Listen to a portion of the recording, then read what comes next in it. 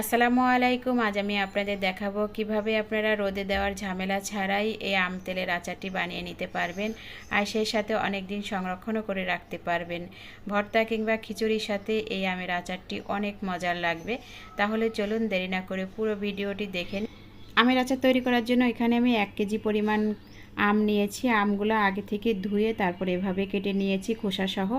আমের আঁটিটা একটু শক্ত হলে আমের আচারটি অনেক ভালো হয়। এখানে আমি একটি বোলের ভিতরে আম নিয়ে নিলাম। এখন এর ভিতরে দিয়ে দিব 1 চা চামচ লবণ। লবণটা অবশ্যই স্বাদ মতো দিয়ে দিবেন। আর 1 চা চামচ করে হলুদের গুঁড়া আর লাল মরিচের গুঁড়া 2 চা চামচ। এখন ভালো করে আমি এই যে আমের সাথে মাখিয়ে নিচ্ছি। তবে খেয়াল রাখবেন আমের সাথে যেন কোনো পানি না থাকে, একদম শুকনাভাবে এই যে হলুদ মরিচ লবণের গুঁড়াটা মাখিয়ে নিতে হবে। এখন আমি একটি তাওয়া নিয়েছি, তাওয়াতে আমি দিয়ে দিলাম কয়েকটি শুকনা মরিচ আর দিয়ে দিব 1.5 টেবিল চামচের মতো পাঁচফোড়ন। হালকা আছে আমি এই পাঁচফোড়নটা এখন টেলে নিচ্ছি। তারপর আমি আধা ভাঙা করে গুঁড়া করে নিব। এখন আমি কড়াইতে দিয়ে দিলাম 2 কাপের মতো তেল। আপনারা চাইলে আর একটু পরিমাণটা বাড়িয়েও দিতে পারেন। এখন দিয়ে দিব কিছুটা পাঁচফোড়ন, আস্ত পাঁচফোড়ন। এখন আমি দিয়ে দিব কয়েকটি রসুন আর দিয়ে দিব শুকনা মরিচ।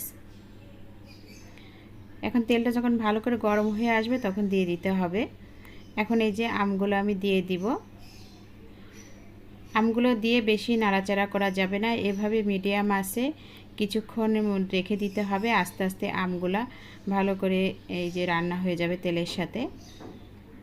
এখন আমি 2 টেবিল চামচ ভিনেগার দিয়ে দিলাম। ভিনেগারটা দেওয়ার কারণে আমের আচারটি অনেক ভালো থাকবে। মাঝে মাঝে একটু নেড়েচেড়ে দিতে হবে, খুবই আলতো হাতে। আর চুলার আঁচটা সবসময়ের জন্য একদম লোতে থাকবে। এই তো আমের আচারটা আমার এখানে হয়ে গেছে। যখন আমের আচার থেকে কালারটা এরকম হয়ে আসবে তখন দিয়ে দিতে হবে পাঁচফোড়নের গুঁড়া। আচারটা যখন হয়ে যাবে তখনই বুঝতে পারবেন যে আচারটা হয়ে গেছে এরকম হয়ে আসলে। এখন আমি নামিয়ে ঠান্ডা করে নিব। এভাবে আপনাদের আচারটি বানিয়ে নিলে একটু রোদে দেওয়ার প্রয়োজন পড়বে না। এখন আমি আচারটা একটি কাচের জারে ঢেলে নিব। এখানে জারটা আমি আগে থেকেই পরিষ্কার করে ধুয়ে আমি শুকনা করে নিয়েছি। আপনারা চাইলে প্লাস্টিক জারেও রাখতে পারেন।